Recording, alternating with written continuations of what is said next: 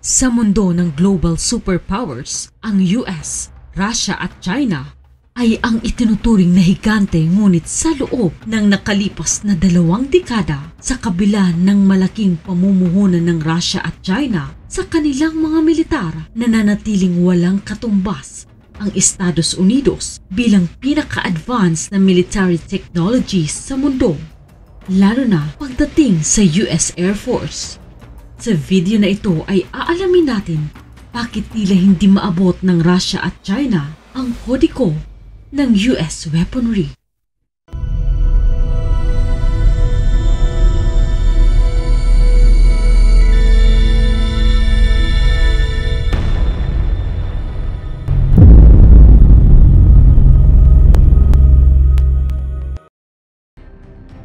Ang US Air Force ay palaging tumatanggap ng pinakamalaking bahagi ng budget ng militar na nagkakahalaga ng $216.1 billion na inilaan noong 2024 lamang, na sinundan ng Navy na may $202.6 billion budget. Ang mga pondo ng US Air Force ay ginagamit upang makabili at mag-develop ng mga makabagong sasakyan panghimpapawid at upang sanayin ang mga piloto na ma-maximize ang potensyal ng mga advanced technology na ito. Ngunit ang kalamangan ba ng US ay nagpapahiwatig lang na walang kayang tumapat sa kanila sa himpapawid? Iyan ang tanong na tatalakayin natin sa video na ito habang ikinukumpara natin ang US Air Force sa mga katapat nito na Russia at China. Sa isang direktang labanan sa himpapawid na walang paglahok ng ibang sangay ng militar tulad ng Navy, aling puwersa nga ba ang mananaig? US, China o Russia? Simulan natin sa mga pangunahing datos. Taon-taon, naglalathala ang Global Firepower o GFP ng isang pagsusuri na nag-aanalisa sa mga militar ng 145 na bansa at itinuturing ang mga ito batay sa kabuuang lakas. Ang Estados Unidos, Russia at China ang palaging nasa tatlong nangungunang posisyon, kung saan ang tatlong bansang ito ay may mga kahanga-hangang Air Force pagdating sa dami ng mga kagamitan. Ayon sa GFP, ang US ay nagmamay-ari ng nakakagulat na 13,209 na sasakyang panghimpapawid, bagaman 9,907 lamang sa mga ito ang handa para sa labanan. Ang fleet ng US ay binubuo ng 1,854 fighters at 896 attack aircraft at nangingibabaw sa bilang ang mga fixed-wing transport na may 957 na eroplanong nakalaan para sa paglipat ng mga tropa. Bukod pa rito, ang US ay may 5,737 military helicopters kasama ang 1,000 na nakatalaga para sa mga attack mission at 695 special mission aircraft. Malinaw na nangunguna ang US sa buong mundo sa dami ng kanilang mga aerial assets. Bukod pa rito, hindi lamang pinakamalaki ang fleet ng US, namumukod tangi rin ito sa global deployment. Ayon sa GFP, ang US ay may 11 aircraft carriers at 9 helicopters carriers. Bawat isa ay kayang magdala ng dose-dosenang aircraft na maaaring i-deploy halos saan man sa mundo. Para sa Estados Unidos, ang pagkamit ng air superiority ay hindi lang tungkol sa dami. Ito'y tungkol sa pagsiguro ang mga aerial assets na ito ay mabilis na ma-deploy kung saan kinakailangan upang lubos na mapakinabangan ang kanilang lakas sa himpapawid. Paano naman ang Russia kung ikukumpara? Ayon sa GFP, ang hukbong himpapawid ng Russia ay humigit kumulang 1/3 ng laki ng sa US, na may 4,255 na eroplano, kung saan 2,766 ang handa sa labanan. Ang US ay higit na nakakaungos sa Russia ng mahigit 1,000 na fighter jets.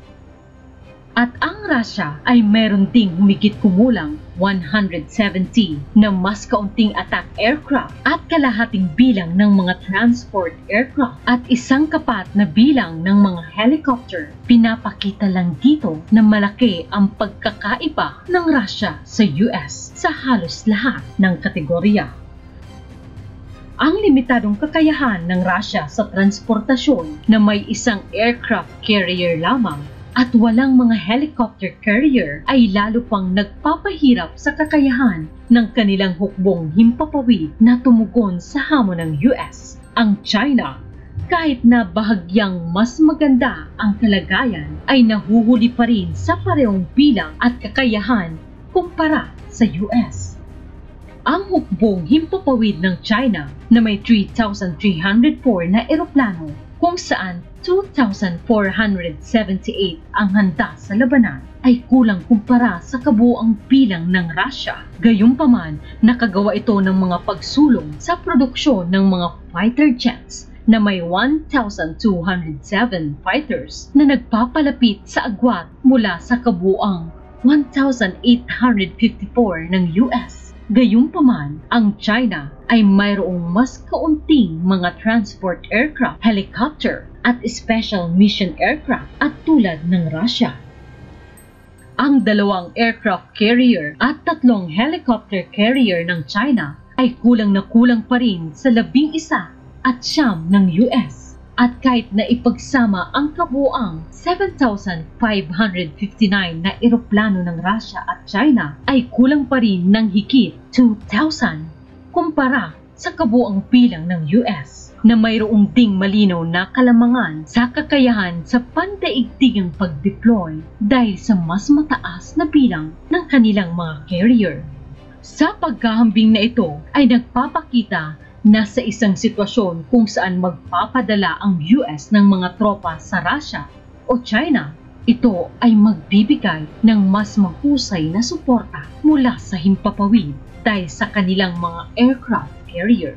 Ang US Air Force ay hindi kailangan mag-alala kung sakaling malagasan sila ng bilang dahil mayroong itong 3 hanggang 4 na beses na mas maraming sasakyang panghimpapawid. Idagdag mo pa dyan ang makapangyarihang Navy na kayang protektahan ang mga carrier na ito. Dito ay malinaw na hindi pabor ang sitwasyon para sa Russia o China, ngunit gayunpaman ang tunay na sukatan ng lakas ng isang Air Force ay hindi lamang nasa dami ng sasakyang panghimpapawid, nasa kalidad din ito. Kaya ihahambing natin ang ilan sa pinakamahalagang eroplano ng Amerika sa kanilang mga katumbas na eroplano ng Russia at China.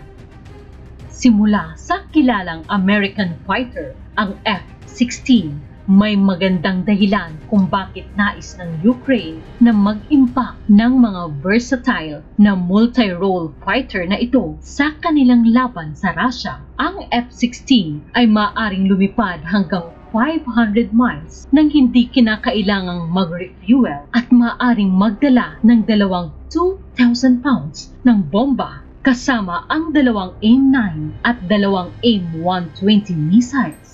Sa taas na hanggang 50,000 feet at top speed na Mach 2 o 1,500 miles per hour, kayang mag-operate ng F-16 na doble ang bilis kesa sa speed of sounds. May iba't ibang bersyon nito kung saan ang F-16C ay dinisenyo para sa single pilot at ang F-16D para sa 2. Mula nang ipakilala ito noong 1979, patuloy na ina-upgrade ng US ang F-16 at ang mas bagong mga modelo ay kayang magdala pa ng mga nuclear weapons. Bagaman ang F-16 ay hindi ang pinaka-technologically advanced fighter sa arsenal ng US, isa ito sa pinaka-versatile. Ang versatility na ito ang malamang na dahilan kung bakit umorder ang US Air Force ng 2,256 ng mga sasakyang panghimpapawid na ito mula nang ipakilala sa kanila. Kaya, paano nga ba nakakapantay ang mga katumbas na eroplano ng Russia at China? Para sa Russia, Ang pinakamalapit na katumbas ay marahil ang MiG-29. Unang lumipad ito 2 taon bago ipakilala ang F-16. Bagaman hindi ito na-deploy hanggang 1983, ang MiG-29 ay kayang magdala ng 2 R-27 medium-range missiles at 6 na R-60 at R-73 na short-range na missile. Maaari rin itong magdala ng mas mabibigat na bomba na ayon sa Air Force Technology ay kayang magdala ng mahigit 6,000 pounds ng mga armas. Dahil ba dito ay masasabi na natin na ang MiG-29 ay mas malakas kaysa F-16? Bagaman ang MiG-29 ay may mas maraming firepower, ang mas mabigat nitong timbang at ang makina ay nagdudulot ng ilang disadvantages. Ang F-16 ay may kalamangan ng 200 knots sa bilis. Subalit ang kahangahangang maneuverability ng MiG-29 ay maaaring magbigay dito ng bentahe sa isang mabagal na labanan sa himpapawid. Gayunpaman, ang modernong labanan sa himpapawid ay hindi na ganoon tulad noong 1980s. Ayon sa Eurasia Times, ang radar ng F-16 ay nagbibigay ng mas mahusay na situational awareness para sa piloto nito na nagbibigay daan upang matukoy at labanan ang mga kalaban bago pa man pumasok sa isang sagupaan. Bukod dito, ang malakas na makina ng MiG-29 ay nangangahulugan na mas mabilis itong kumukonsumo ng gasolina na naglilimita sa oras nito sa himpapawid kumpara sa F-16. Dagdag pa rito, mayroon lamang humigit kumulang 600 MiG-29 ang Russia sa kanilang inventaryo matapos mawalan ng ilan sa labanan sa Ukraine na halos nagpapabigat sa kalamangan pabor sa F-16. Mas maganda ba ang bentahe ng China kung ikukumpara?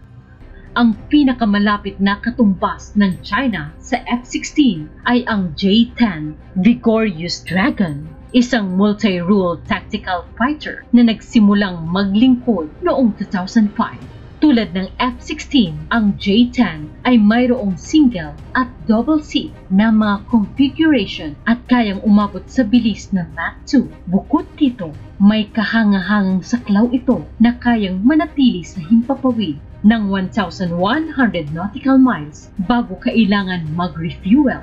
Sa unang tingin, maaaring mukhang pantay ang J-10 sa F-16. Gayunpaman, maaaring hindi ito ganap na tama. Ang F-16 ay hindi nananatiling static mula nang ipakilala ito noong huling bahagi ng 1970s dahil patuloy na ina-upgrade ng US Air Force ang eroplano na nilagyan ito ng mga bagong henerasyon ng radar sensors at advanced na armas. Ang mga improvement na ito ay bahagi ng isang proyekto na kilala bilang Service Life Extension Program o SLEP. Ang F-16 ay mananatiling operational marahil hanggang sa 2040s na ang mga mas bagong bersyon ay nagtataglay ng teknolohiyang ginagamit sa F-35. Bukod dito, ang US ay may mga makabuluhang numerical advantage dahil mayroong lamang 565 J-10s ang China kumpara sa libo-libong F-16 ang arsenal ng US. Kung hindi umunlad ang F-16, maaaring pantay ito sa MiG-29. Ngunit ang patuloy na mga pag-unlad nito ay hindi upang lumamang ito sa mga multi-role fighter ng Russia. Bukod sa pagiging pantay sa J-10 ng China, lumipat tayo sa mga jet na may stealth capabilities. Para sa Estados Unidos, ang F-22 ay marahil ang pinakamahusay sa stealth fighter sa kanilang arsenal. May haba itong 62 talampakan at may lapad ng pakpak na 40 na talampakan. Mas malaki at mas mabigat kaysa sa F-16 na tumitimbang ng 43,340 pounds. Kapag walang kargamento, ang F-22 ay kayang umabot sa bilis na Mach 2 at may saklaw na 1,600 nautical miles. Ang F-22 ay nilagyan ng M61A2 20mm cannon pati na rin ng mga side weapons bay na kayang magdala hanggang 6 na AIM-9 heat-seeking missiles at AIM-120 radar-guided missile. Gayunpaman, ang namumukod tanging katangian ng F-22 ay ang makina nito. Ayon sa US Air Force, ang mga makina ng F-22 ay nagbubuga ng higit na thrust kaysa sa anumang iba pang fighter na nagpapahintulot dito na maglakbay sa bilis na Mach 1.5 nang hindi gumagamit ng afterburners.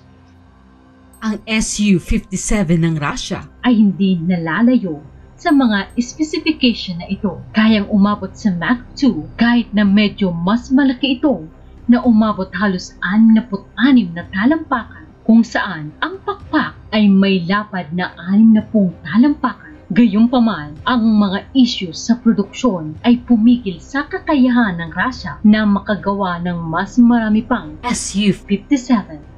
Kahit ang mga nasa serbisyo ay nahuhuli sa F-22 pagdating sa maneuverability at stealth capabilities. Kapansin-pansin na ang Su-57 ay hindi madalas na nagagamit sa digmaan ng Russia sa Ukraine. Sa kabila ng mga pahayag ng Moscow na ito ang pinakamahusay na combat aircraft sa mundo, ito ay nagiiwan ng isang mahalagang tanong. Kaya bang pagtawanan ng Su-57 ang pagmamalaki ng Russia?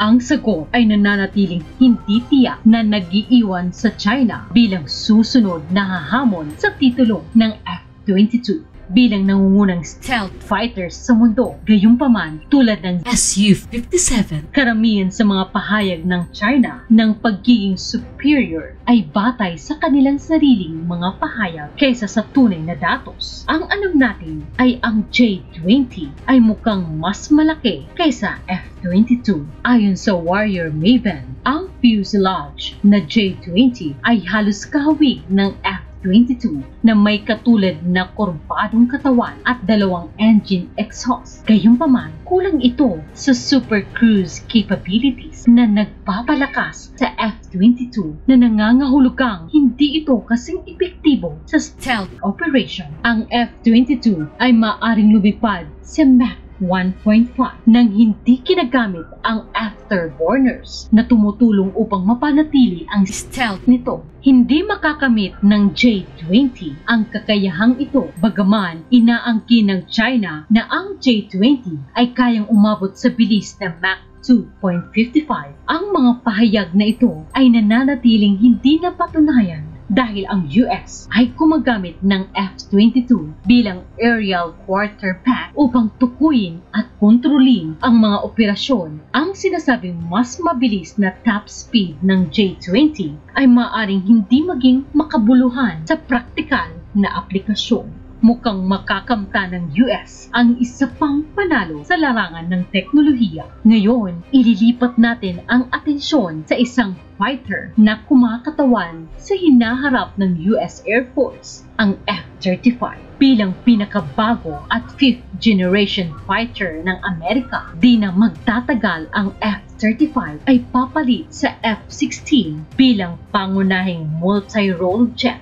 Gayunpaman, aabutin pa ng panahon bago mangyari ang transisyong ito. Sa ngayon, alam natin na ang F-35 ay kayang umabot sa pinakamataas na bilis na Mach 1.6 at may saklaw na 1,200 nautical miles. Ang F-35 ay isa rin sa mga iilang sasakyang panghimpapawid sa arsenal ng US na hindi lamang dinevelop ng Estados Unidos. 8 iba pang bansa kabilang ang UK, Netherlands, Canada, Denmark, Turkey, Italy, Australia at Norway ang nag-ampa sa disenyong ito. Dahilan upang ang F-35 ay maging simbolo ng international collaboration. Ang F-35 ay mayroon ding advanced na teknolohiya kabilang ang helmet-mounted display system na nagbibigay ng impormasyon sa pag-target at combat intelligence sa mga piloto sa real-time. Hindi nakakagulat na ang Department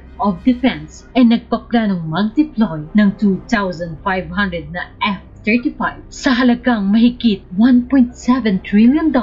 Sa buong life cycle nito, tinatayang 450 na ang nasa serbisyo.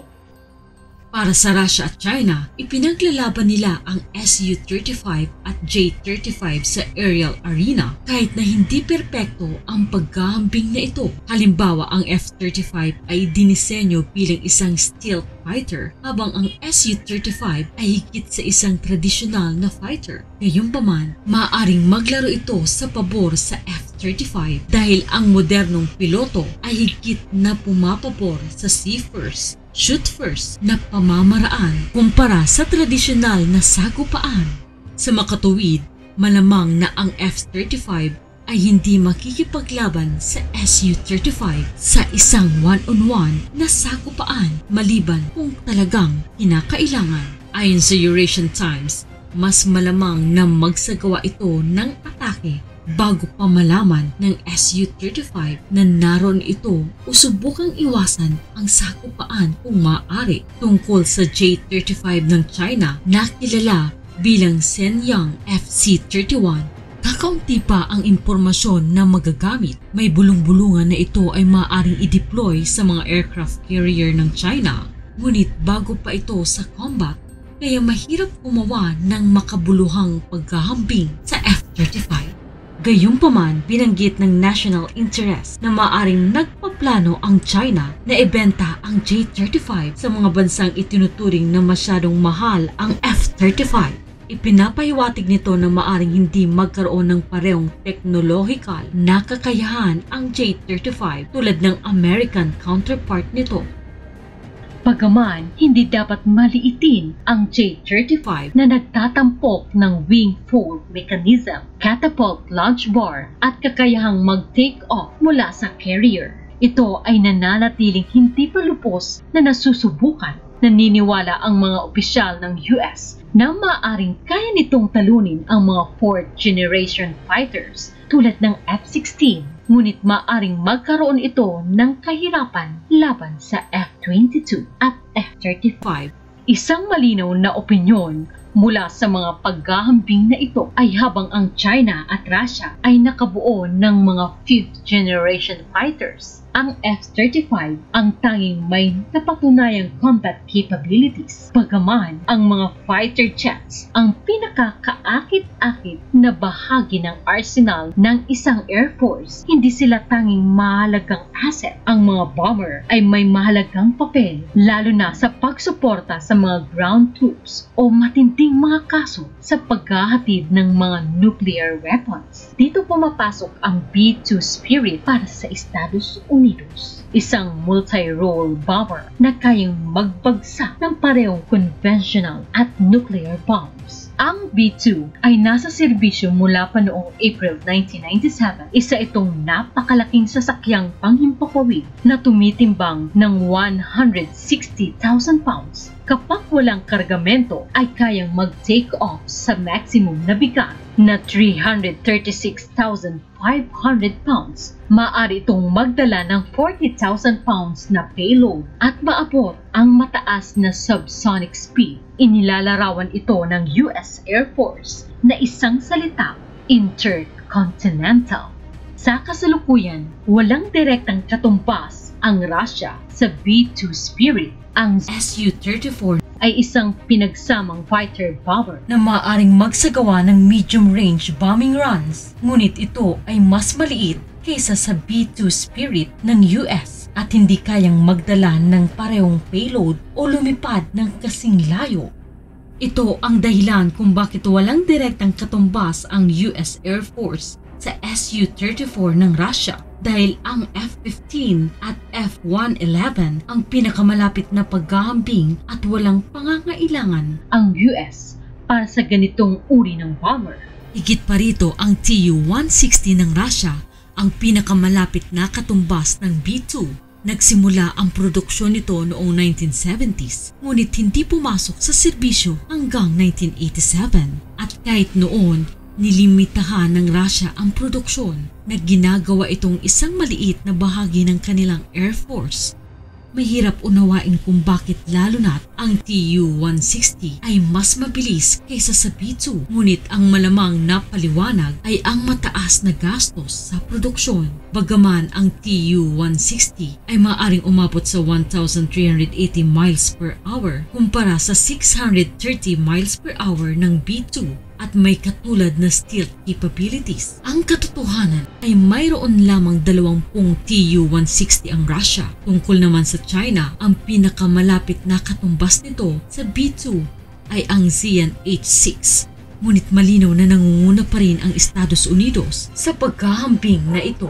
Ang H6 ng China ay kulang sa stealth capabilities tulad ng B2 ng US at may halos kalahating saklaw, humigit kumulang 3,720 miles kumpara sa 6,900 miles ng B2. Gayunpaman, ito ay medyo mas mabilis at nangangailangan lamang ng mas kaunting crew. Ito ay dahil sa mas makitid na disenyo nito na naglilimita rin sa potensyal na payload nito.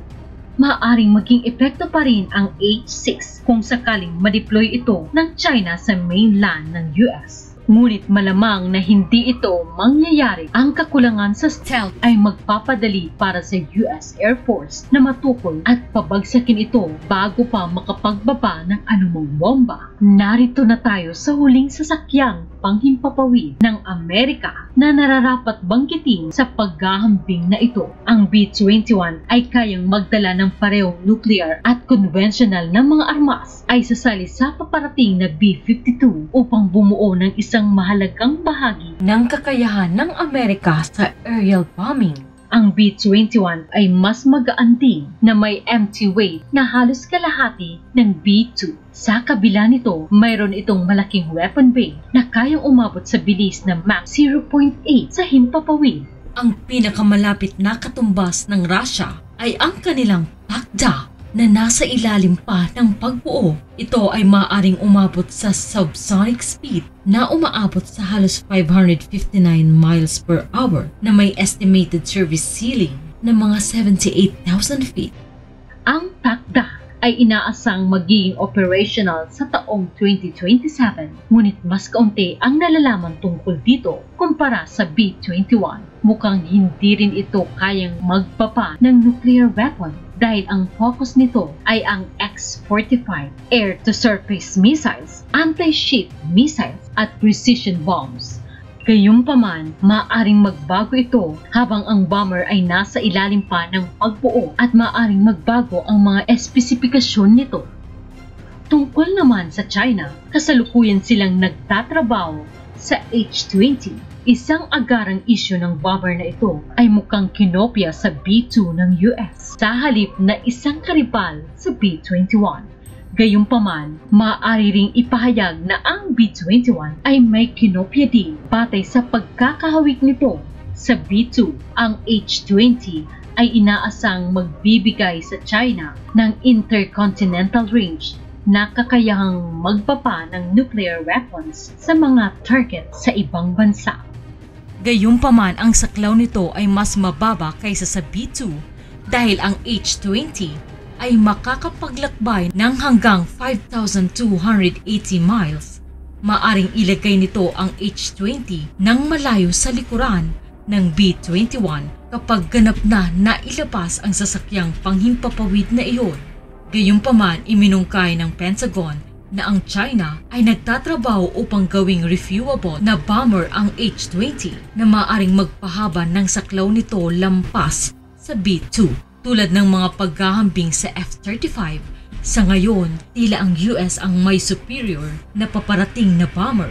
Kahit na maaring ito ay dahil lamang sa mas maraming impormasyon tayo tungkol sa B-21 kaysa sa H-20 o Pakda. Ang malinaw sa puntong ito ay ang Russia at China ay patuloy na nagsisikap na makahabol sa US Air Force, isang laban na malamang na hindi nila mapapanalunan.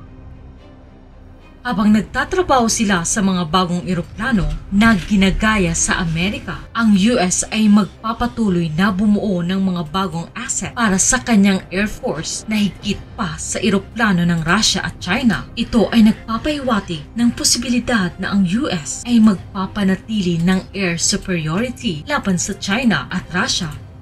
Ang Next Generation Air Dominance Program o NGAD na inulungsad noong 2014, ito ay isang top secret na proyekto na pinaniniwala ang nakatanggap na ng humigit kumulang $16 billion sa pamumuhunan na may milyong-milyong dolyar pang inaasang ilalagay sa mga susunod na taon. Ang programang ito ay nakatuon sa pagbuo ng 6th generation fighter ng US kahit bago paganap na ma-integrate ng US ang kanilang 5th generation jets. Ang kapansin-pansin ay kung paano naglalayong ganap na baguhin ng US ang konsepto ng aerial combat gamit ang eroplanong ito. Binanggit ng US Air Force Technology na ang NGAD ay magriresulta sa pagbuo ng isang bagong fighter.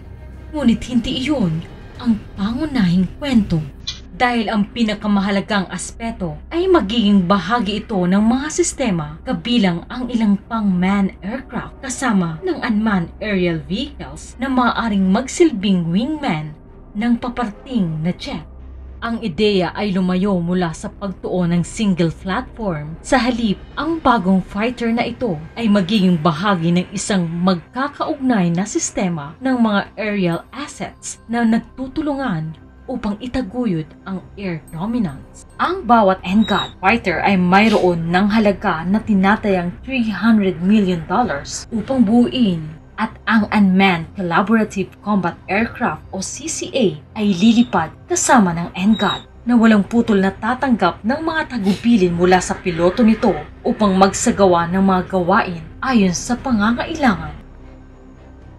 Piloto ang makakakontrol ng maraming eroplano nang sabay-sabay na nagpapahintulot sa kanila na umatake gamit ang kapangyarihan ng marami. Ang mga CCAs ay inaasahang magdadala ng iba't ibang sensors, electronic warfare weaponry, at iba't ibang munition upang suportahan ang pangunahing fighter jet.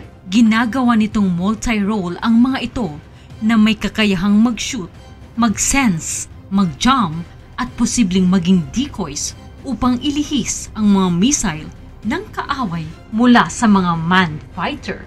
Malinaw dito ang technological dominance ng Amerika habang ang Russia at China ay patuloy na nagsisikap na makahabol sa parehong bilang ng eroplano at sa kanilang kalidad. Ang US ay umuusad patungo sa ika-6 na henerasyon ng aerial warfare na nangangakong magdadala ng isang pagbabago sa mundo ng digmaan. Ngunit hindi pa tayo tapos. Ang huling larangan na susuriin natin ay kung ano ang kinakailangan upang maging piloto para sa isang Amerikanong nagnanais na magpalipad ng fighter jet. Ang pagsasanay ay tumatagal ng ilang taon bago pa man sila makapag-apply sa fighter school. Dapat silang kumuha ng bachelor degree at sumali sa Air Force, isang proseso na maaaring tumagal ng higit sa 3 taon. Kapag nasa Air Force na ang inaasahang piloto, ay dapat matugunan ang ilang mga pamantayan kabilang ang pagpapakita ng solidong pag-unawa sa flight theory at pagkumpleto ng United States Air Force Undergraduate Pilot Training Program. Ngunit hindi pa doon nagtatapos ang lahat. Ang piloto ay kailangan maging opisyal na may 3 pagpipilian: ang Air Force Academy, Officer Training School, o ang Air Force Reserve Officer Training Corps. Kailangan din nilang pumasa sa single-scope background investigation. Ibig sabihin, ang mga may criminal na record ay maaaring hindi maging karapat-dapat na sumali. Karagdagan pa, may mga kinakailangang edad at taas. Ang piloto ay dapat nasa pagitan ng 18 at 33 years old kapag nagsisimula ng kanilang pagsasanay, at ang taas nila ay kailangang tumugma sa jet na kanilang nais paliparin. Ang mahigpit na programang ito ng pagsasanay ay kailangan munang matapos bago ang isang piloto ay maaaring isaalang-alang pa sa mga operational mission. Ang Russian flight training ay mahigpit din. Ang mga nais maging piloto ay dadaan sa 5 taon ng pagsasanay Ang unang 2 taon ay nakatuon sa teorya at ang mga piloto ay hindi makakapasok sa isang jet hanggang sa kanilang 3 taon. Ang huling taon ng pagsasanay, ang mga Russian pilot ay lilipad sa iba't ibang mga jet kabilang ang Yak-130, L-410 at An-26 na kailangang magtala ng humigit kumulang 120 hours sa himpapawid bago sila ituring na handa para sa larangan. Sa China, naiulat na pinalakas ang pagsasanay ng piloto noong 2022. Dati ang isang Chinese pilot ay gumugugol ng 4 hanggang 6 na taon sa pagsasanay bago makakuha ng clearance para sa mga misyon. Gayunpaman, ayon sa Eurasian Times na bagong programa ng China sa Shih-Hua-Suang Flight Academy ay nagsasanay ng mga piloto sa isang J-10 fighter sa loob ng 3 taon. Ang mga programang pagsasanay ng Russian at US pilot ay tumatagal ng humigit kumulang 5 taon na kinabibilangan ng pagkakaroon ng kaugnay na bachelor degree para sa mga programang Amerikano.